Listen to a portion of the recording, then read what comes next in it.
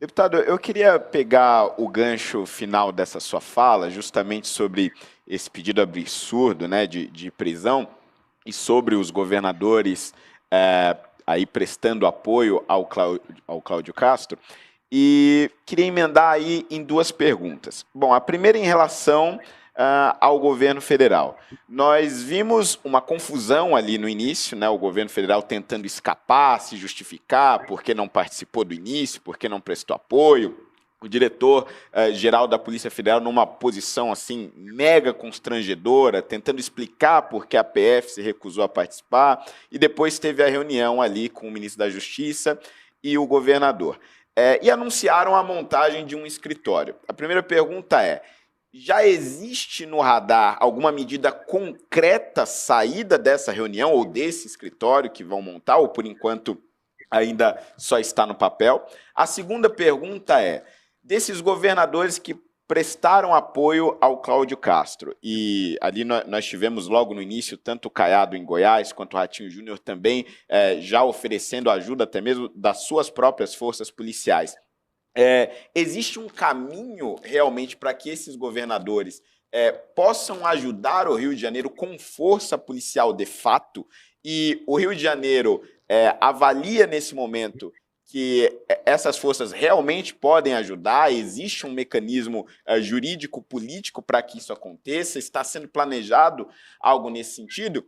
E uma última questão nós vemos que no Congresso a esquerda já faz os seus discursos na Comissão de Direitos Humanos e tudo mais, mas pelo menos analisando de fora, me parece que é mais discurso do que efetivamente medidas que possam atingir ou atrapalhar o governo nesse caso. Mas em relação à Assembleia Legislativa do Rio de Janeiro, nesse momento, a maioria dos deputados estaduais estão com esse mesmo discurso do senhor ou estão completamente desconectados da realidade, estão aliados a essa extrema esquerda? E aproveito, inclusive, para parabenizar o seu trabalho e a sua coragem por defender aí realmente as pessoas honestas do Rio de Janeiro e, claro, do Brasil, né?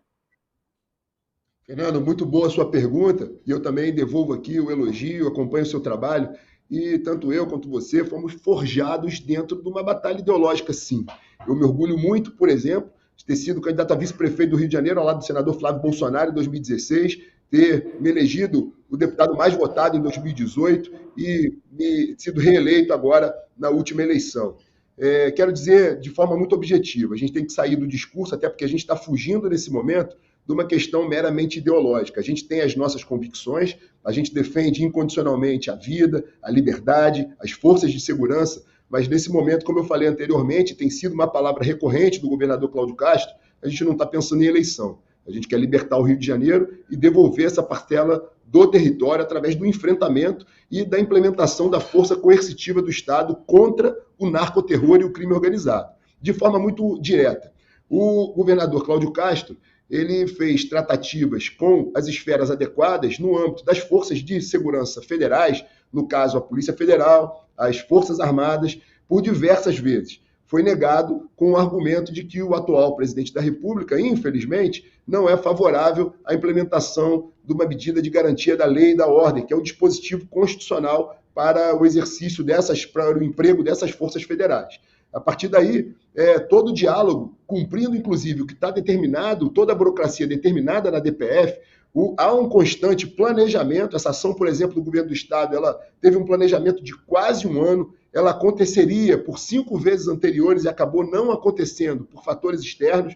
Então, há todo um planejamento, ao contrário do que a esquerda tenta colocar. Houve um diálogo com as forças federais que não se apresentaram para cumprir a sua missão constitucional, inclusive, que está disposta no artigo 144 da Constituição Federal, sobretudo no que diz respeito ao enfrentamento ao narcoterror, ao controle das fronteiras. O Rio de Janeiro não produz arma, o Rio de Janeiro não produz droga. É importante que a gente diga isso. A partir daí, houve essa omissão por parte do governo federal e o governador do estado resolveu agir por conta própria, sozinho que estava. E aí eu emendo com a segunda sua fala. Há uma importância muito grande dessa participação dos governadores. Ficou decidido agora, e lhe dou essa informação em primeira mão, a formação de um consórcio. um consórcio de integração de forças de segurança para a ostensividade e o combate aqui no Rio de Janeiro, por exemplo, as barricadas, que tomam essa parcela do território, e também para o resgate, para tomarmos dos criminosos essas armas de guerra. Então haverá essa integração das forças estaduais em detrimento a uma omissão do governo federal. Esse escritório que foi estabelecido com a visita do ministro ontem, que causou esse constrangimento das informações, ela simplesmente teve o papel de tentar buscar ultrapassar a burocracia que o governo federal exige para cumprir o seu papel constitucional. Como bem disse o governador Cláudio Castro, ou soma ou some. O Rio de Janeiro precisa da união de quem quer que seja, de qualquer força de segurança. Agora, se não tiver essa força, a gente vai continuar seguindo em frente, fazendo o nosso papel com a integração com os demais governadores que estão imbuídos nessa missão e sentindo o flagelo e a omissão do governo federal. No que diz respeito à Assembleia Legislativa, a gente tem cumprido o papel. A maioria dos deputados no Rio de Janeiro, assim como a maioria da população, por consequência, é conservadora. O Rio de Janeiro tem uma ampla maioria que defende as forças de segurança. Nós partimos para cima da esquerda ontem e hoje no plenário da Assembleia Legislativa, refutamos qualquer tentativa de implementação de CPI ou politização dessa bandidolatria da esquerda, e nós aprovamos recentemente um pacote de medidas de ordem do governo do Estado, uma mensagem do Poder Executivo, assim também como um conjunto de medidas de autoria do presidente da Assembleia Legislativa, Rodrigo Bacelar, no sentido de endurecer no que tange ao Legislativo Estadual medidas, por exemplo, de caráter penitenciário, impedindo visita íntima no Rio de Janeiro, impedindo que tenha saidinha, essas saidinhas habituais, que boa parte dos vagabundos não retorna para a prisão. Aliás, o presidente da República gosta muito desse tipo de medida. A gente também proibiu isso aqui no Rio de Janeiro e tem feito a nossa parte. A Assembleia Legislativa está do lado do governador, a maioria dos deputados defende as forças de segurança e a gente seguirá cumprindo o papel de integrar tanto o Poder Legislativo quanto o Executivo nessa cruzada contra o crime, que através do papel que vocês estão desempenhando nesse momento, de dar informações qualificadas, de trazer a verdade, é um papel que contribui para que a gente possa prevalecer a verdade, informar com qualidade o cidadão de bem, que na sua maioria esmagadora, haja visto o quanto o governador cresceu nas redes sociais, quanto tem de apoio popular nessa medida, e repito, a gente não vai parar, as operações não vão cessar e a gente vai continuar enfrentando o crime nessa medida importante hoje de ter 7 governadores unidos, mostrando uma falência do governo federal e uma força nossa em prol do cidadão de bem e do resgate da nossa soberania.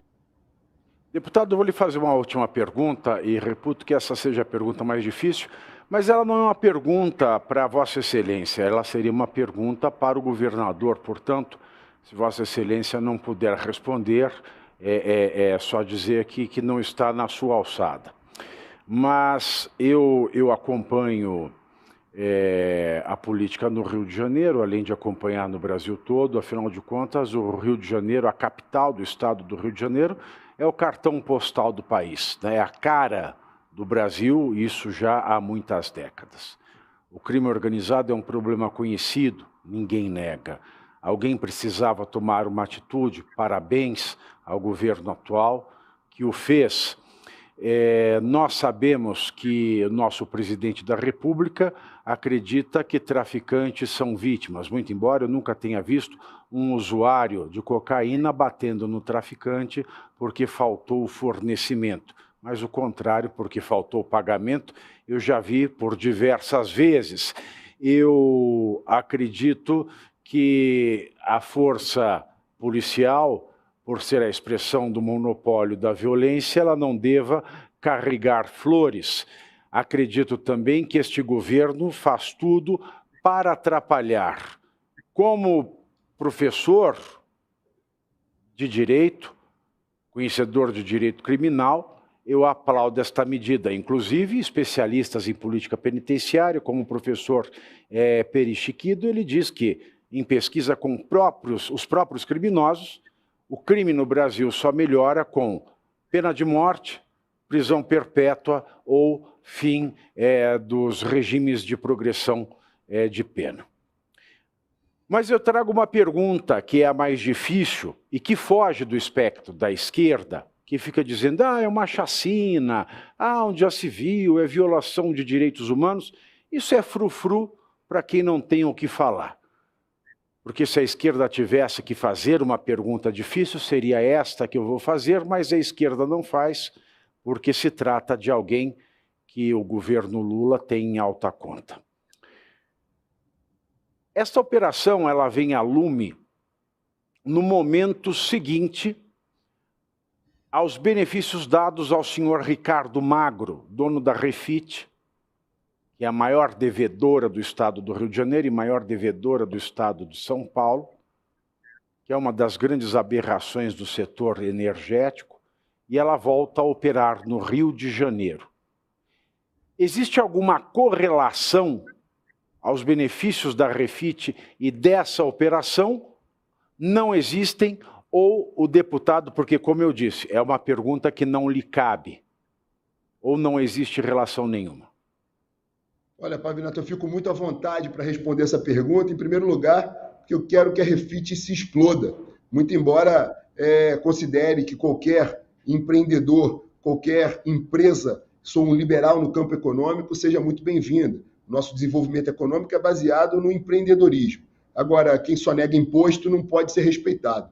Eu, inclusive, sou autor de um pedido de CPI para que a gente possa combater o grande sonegador. Sou autor de um projeto de lei e relator também, porque eu presido, além de líder do governo, sou presidente da CCJ, que visa estabelecer um regramento mais duro aqui no Rio de Janeiro contra o devedor quanto mais, que inclui a Refit e também inclui aqui no meu estado a Petrobras, que sonega imposto e muitas vezes se utiliza de manobras judiciais para questionar aquilo que ela sabe que é inquestionável e deixa de cumprir a sua obrigação fiscal. Então, eu fico muito à vontade para enfrentar esse questionamento.